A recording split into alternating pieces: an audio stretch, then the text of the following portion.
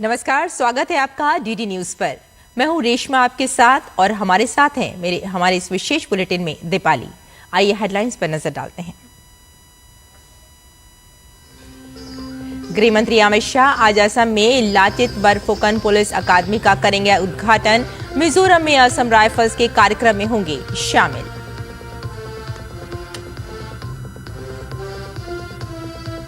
कश्मीर पर भारत ने संयुक्त राष्ट्र में पाकिस्तान को लिया आड़े हाथों, कहा पड़ोसी देश की कट्टर मानसिकता जग जाहिर, जम्मू कश्मीर भारत का अभिन्न अंग।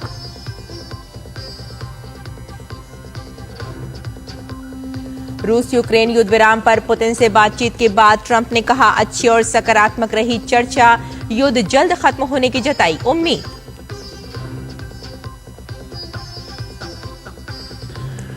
मार्क कार्नी ने कनाडा के नए प्रधानमंत्री के रूप में ली शपथ, कहा कनाडा कभी भी अमेरिका का हिस्सा नहीं बनेगा।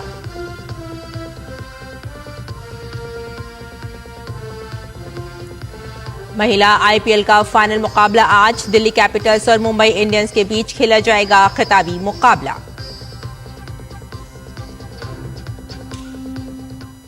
और आइए अब समाचारों पर डालते हैं विस्तार से नजर। गृह मंत्री अमित शाह आज असम में कई विकास योजनाओं का शुभारंभ करेंगे।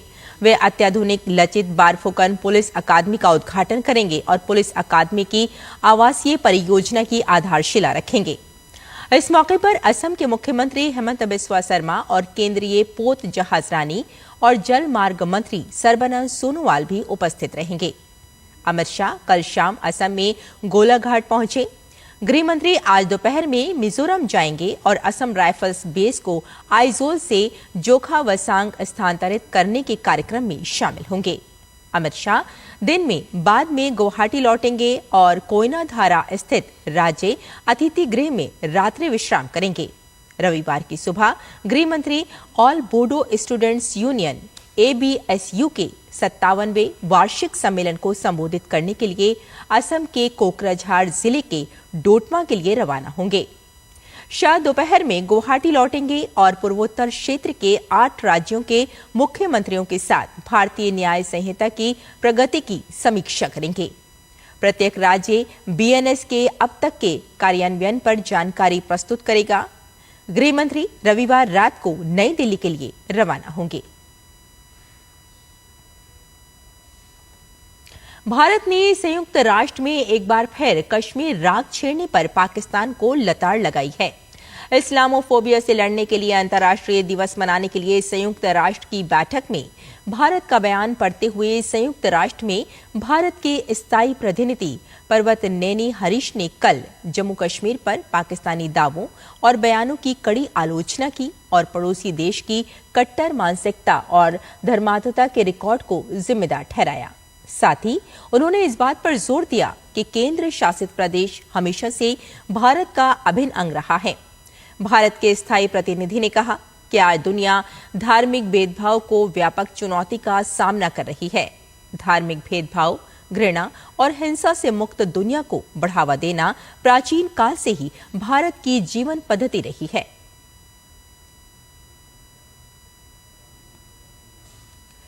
केंद्रीय रेल, इलेक्ट्रॉनिक्स और सूचना प्रौद्योगिकी मंत्री अश्वनी वैष्णव आज सुबह तमिलनाडु के एक दिवसीय दौरे पर चेन्नई पहुंचेंगे। वे तिरुवल्लुर में जेटवर्क इलेक्ट्रॉनिक्स के नए परिसर का उद्घाटन करेंगे। रेल मंत्री वैष्णव हाइपर लूप पॉड का भी दौरा करेंगे और IIT के थाईयूर परिसर में टीम के साथ बातचीत करेंगे। शाम को उनका सेंटर फॉर इनोवेशन का दौरा करने का भी कार्यक्रम है। हिमाचल प्रदेश के बिलासपुर से कांग्रेस के पूर्व विधायक बंबर ठाकुर को उनके घर पर अज्ञात हमलावरों ने कथित तौर पर गोली मार दी। पुलिस ने कहा कि आरोपियों को पकड़ने के लिए तलाशी अभियान शुरू किया गया है। हमले में ठाकुर और उनके निजी सुरक्षा अधिकारी घायल हो गए। ठाकुर के पैर में गोली लगी है और उन्हें शिमला के Indira Gandhi medical college refer किया गया है, जबकि उनके निजी सुरक्षा अधिकारी को बिलासपुर स्थित एम्स ले जाया गया है। पूर्व विधायक पत्नी को आवंटित सरकारी आवास के प्रांगण में अन्य लोगों के साथ होली मना रहे थे, तभी 4 लोग आए और गोलीबारी शुरू कर दी। एक प्रत्यक्षदर्शी के अनुसार हमलावरों ने करीब 12 राउंड गोलियां चलाईं। पुलिस टीमें बनाकर आरोपियों को ढूंढ रही है। सीसीटीवी फुटेज खंगाली जा रही है। बब्बर ठाकुर की पत्नी के सरकारी आवास पर यह हमला हुआ है। बब्बर ठाकुर ने गाड़ी के पीछे छिपकर जान बचाई। पीएसओ ने बब्बर ठाकुर को बचाने के लिए 2 गोलियां खाई हैं।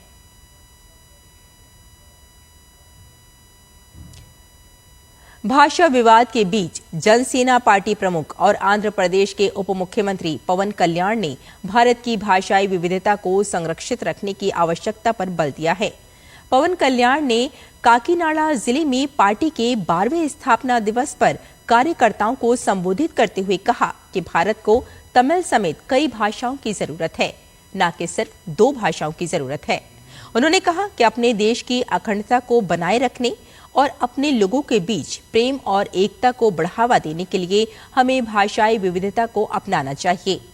डीएमके का नाम लिए बिना उन्होंने तमिलनाडु के राजनेताओं पर पाखंड का आरोप लगाया और कहा कि वे हिंदी का विरोध करते हैं, लेकिन वित्तीय लाभ के लिए तमिल फिल्मों को हिंदी में डब करने की अनुमति देते हैं। और पंजाब के अमृतसर स्थित स्वर्ण मंदिर में एक व्यक्ति ने लोहे की रॉड से हमला कर दिया, जिससे 2 सेवादार और 3 श्रद्धालु घायल हो गए। घायलों में एक श्रद्धालु और एक सेवादार समेत 2 की हालत गंभीर बताई जा रही है। सीसीटीवी फुटेज की मदद से उसे पकड़ लिया गया और पुलिस को सौंप दिया गया। पुलिस के अनुसार यह हमला स्वर्ण मंदिर परिसर में श्री गुरु रामदास सराय में हुआ। इस घटना के बाद स्वर्ण मंदिर में श्रद्धालुओं की सुरक्षा को अलर्ट किया गया है। पुलिस ने चेकिंग बढ़ा दी है। आज विश्व उपभोक्ता अधिकार दिवस मनाया जा रहा है। ये दिवस उपभोक्ता अधिकारों और संरक्षण को बनाए रखने की आवश्यकता की एक आवश्यक याद दिलाता है। ये दिन सभी उपभोक्ताओं के मूल अधिकारों को बढ़ावा देने और उन अधिकारों का सम्मान और संरक्षण करने के लिए प्रोत्साहित करने का एक अवसर है। विश्व उपभोक्ता अधिकार दिवस पहली बार 1983 में मनाया गया था। विश्व उपभोक्ता अधिकार दिवस 2025 की थीम है स्थायी जीवन शैली के लिए एक उचित बदलाव। ये थीम सभी उपभोक्ताओं के लिए टिकाऊ और स्वस्थ जीवन शैली विकल्पों को उपलब्ध, सुलभ और किफायती बनाने की तत्काल आवश्यकता को दर्शाती है। साथ ही ये सुनिश्चित करती है कि ये बदलाव लोगों के बुनियादी अधिकारों और जरूरतों को बनाए रखे।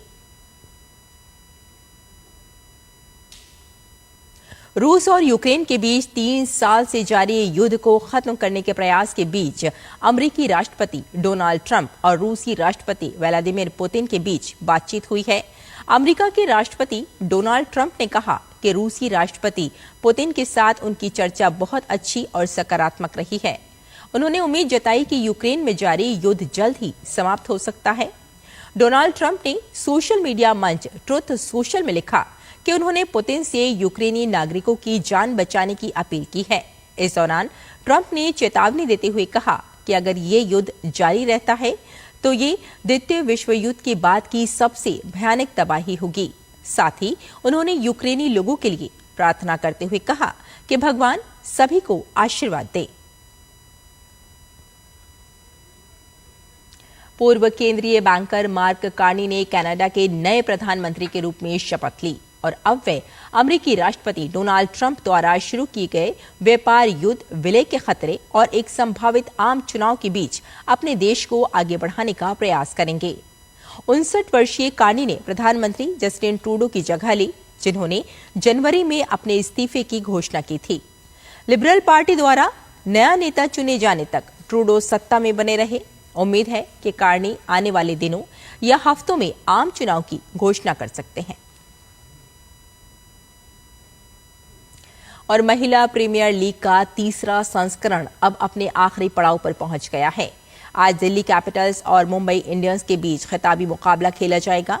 मुंबई के ब्रेबॉर्न स्टेडियम में खेले जाने वाले मुकाबले में दिल्ली अपने खिताब के सूखे को खत्म करने का लक्ष्य लेकर उतरेगी।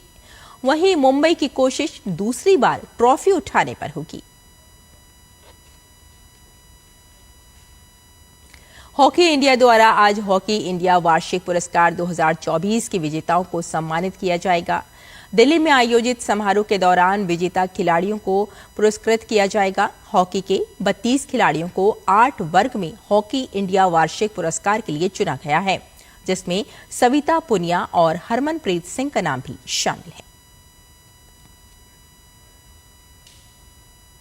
तो हमारे इस विशेष बुलेटिन में फिलहाल इतना ही। मुझे और मेरी सहयोगी दीपाली को यहीं अनुमति दें। नमस्कार।